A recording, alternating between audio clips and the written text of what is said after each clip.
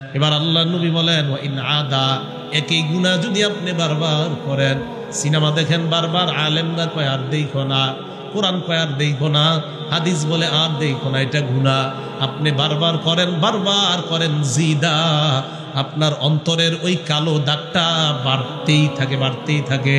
আল্লাহ নবী বলেন বাড়তে বাড়তে এমন হয়ে যায়, ছোট্ট একটা কলব নামক যে জিনিস আছে আপনার, পুরা কলবটার উপরে একটা কালো আবরণ পড়ে যায়, পুরা কালো একটা প্যাকেটের মধ্যে আপনার কলবটা ঢুকে যায়। আল্লাহ নবী বলেন ওয়াহুয়ার রন, এটাকে বলা হয় রন।